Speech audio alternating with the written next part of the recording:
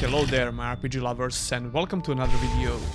I recently did a video about some upcoming early access RPGs that you probably never heard about, and it seems that a lot of people enjoyed that video. However, in this video we are going to take a look at some upcoming RPGs/action adventures which are supposed to be released in the old traditional way that we all love. I always try my best when I'm handpicking these games I'm showing you, and I would never include something that doesn't seem interesting to me. You guys probably know that, but these kinds of videos are attracting a lot of new people who are not subscribed to this channel. But enough talking, let's start the damn list and do some more talking, I guess. Number 5. We Are Legion Rome. This could be a bit of a stretch for a couple of reasons, but this game is not something that you see that often. First of all, ancient Rome setting is perfect for basically any kind of an RPG or action-adventure game with light RPG elements. I really don't see the reason why more studios are not trying to explore this historical setting and maybe mix it with high fantasy even. Don't get me wrong, I absolutely love medieval settings in RPGs and I can never get enough of that. But I would truly like to see more RPGs in ancient Rome. So the setting is the first thing which kinda gives this game the potential to be interesting, and the second reason is the first person perspective. I can already hear some Kingdom Come Deliverance fans delivering some cum. Yeah, that was bad. Anyway, you might know that I have a lot of discussions about various RPG topics, and I talked about camera perspectives as well, so check that out if you're interested. We Are Legion Rome will be focusing a lot on combats, according to Titanite Games, the studio behind this project. Here are some of the key features they mentioned on the Steam page. The Brotherhood. Fight and use different tactics as a team in small and big battles. That's one of the reasons why I think the ancient Rome would be a good setting for more action RPGs. The Roman tactics are really famous. Gameplay wise, it could be a ton of fun if they successfully implement those mechanics. However, I don't know how would that work in first person, but we'll see. The Elite. Use unique fighting mechanics and dismember hands, legs and heads. Yes, yes and yes. I know that some people don't prefer their games to have that much gore, but to put it simply, those people are wrong. The rest of these features are pretty common stuff, and honestly the way they describe the story just screams generic. The reason why I'm a bit skeptical about this game is the lack of any real gameplay footage. We only have a teaser trailer for now and a couple of screenshots. The teaser is not telling us much about the game, almost nothing at all actually, but it's a teaser and not a trailer. However, the screenshots are looking really good, but admittedly almost every game can look good on screenshots. The release date is yet to be announced. Definitely keep your eye on this one.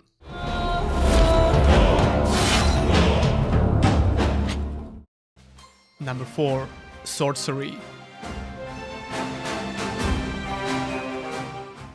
Here's a really interesting fact about this game, or specifically the team behind it. A couple of guys who worked on animations for God of War are in this team, so naturally you expect this game to have some wonderful animations, and it does. There are a couple of short gameplay videos available, and you can truly see the quality of animations when it comes to these attacks.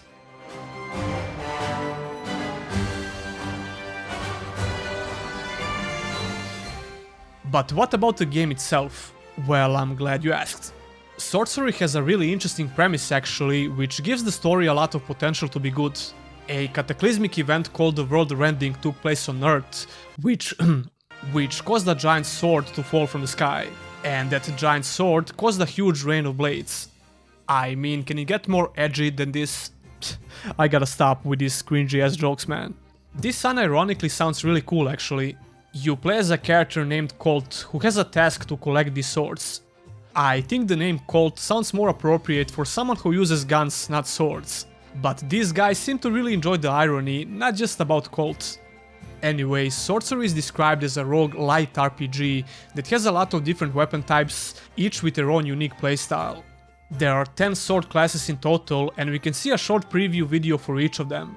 The gameplay is primarily focused on the melee playstyle, but it seems like each of these weapon types offers you some unique magic abilities as well. When it comes to the visuals, the game is obviously going for that cartoony art style, which is kinda getting stale a bit if you ask me. However, I would lie if I said that it doesn't have a certain charm to it. The release date for Swordcery is yet to be announced. If I would have to guess, it will probably be released by the end of this year.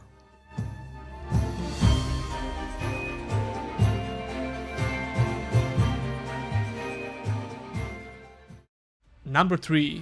Dungeons & Dragons Dark Alliance.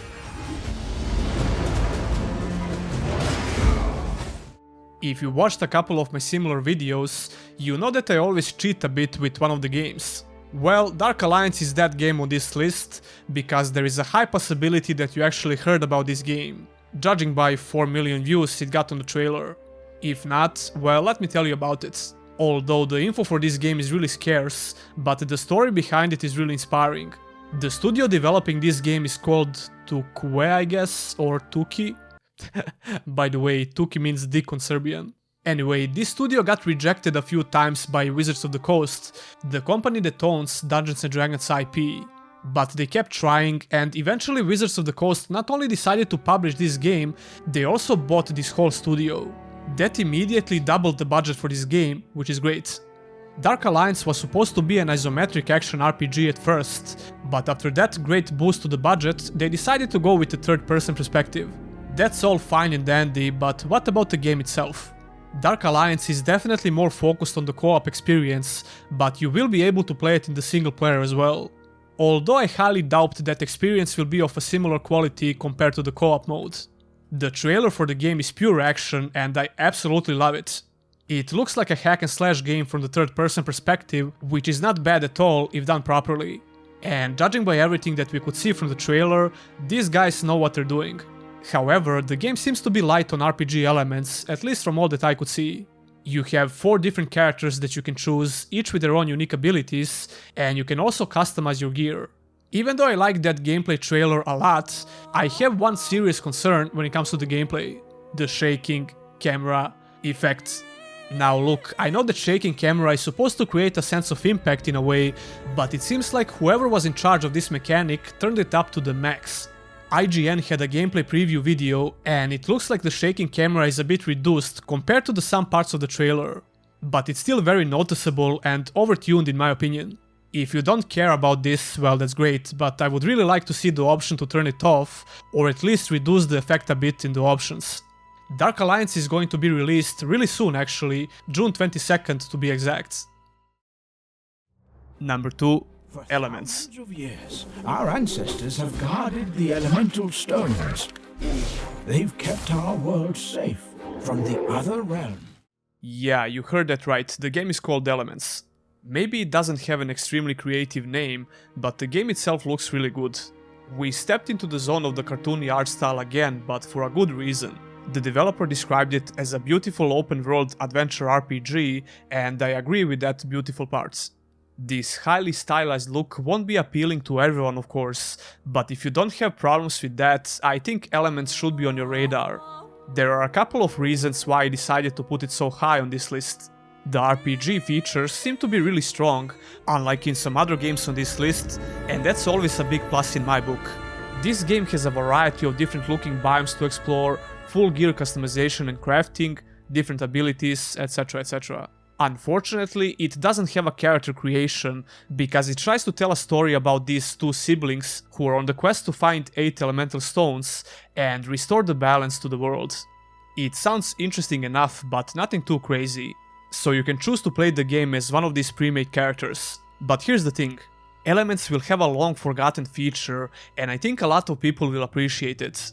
You'll be able to play this game in local split screen mode. And if you watched a couple of my other videos, you know that I was always really vocal about this game feature. In recent years, we could see a couple of games starting to include a split screen mode again. Games like Outward and Hellpoint. Couch co-op features almost completely died, especially on the PC. Since Elements will have 2 playable characters, it only makes sense to have a feature like this. That being said, there are a couple of more notable features that I haven't mentioned. Besides crafting, Elements will have a basic building system. You can build your house where you can store your items and also use it as a fast travel point. It seems like this feature is starting to be a lot more common in these types of games, but I'm not complaining. The boss fights, or powerful guardians as the game calls them, will guard those elemental stones that I mentioned before, and they have a chance to drop some legendary elemental gear as well. Come to think of it, this game sounds like a mix of Outward and Valheim. The gameplay looks pretty decent, and the combat reminds me a bit of Immortals Phoenix Rising. Although some animations are a bit stiff, but in general they are more than decent for this type of a game. The combat looks quite enjoyable, as we could see from a couple of fights with different enemy types. So all of that combined with some beautiful environments to explore, I think Elements definitely deserves to be on this list. The release date for this game is 2022, which is a lot sooner than most of us are willing to admit. Number 1. Exodus Rising.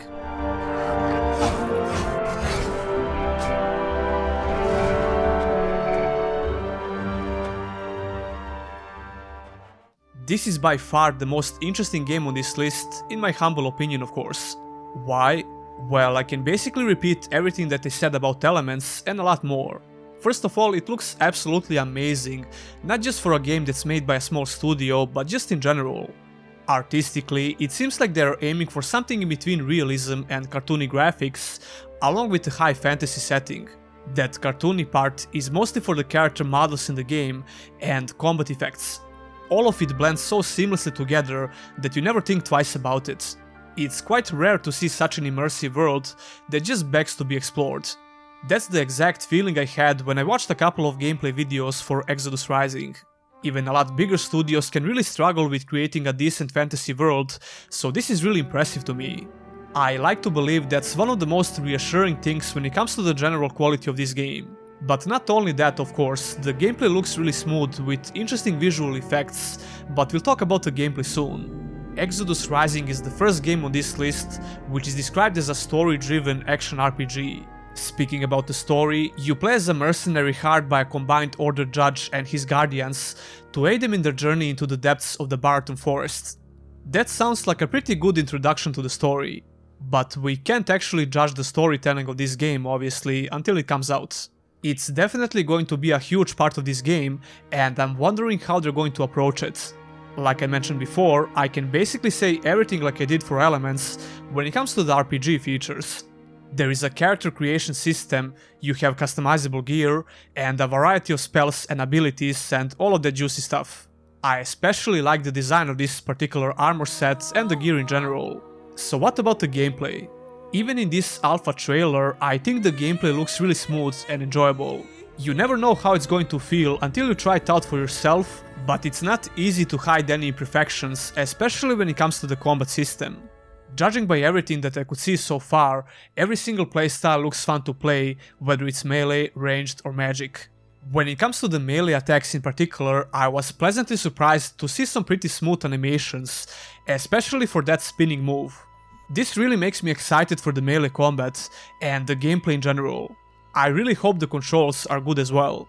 Other than that, we don't have a ton of written information about this game. Exodus Rising is supposed to be released in the current year, but we don't have an exact date. You can bet your ass I'm going to watch this game closely.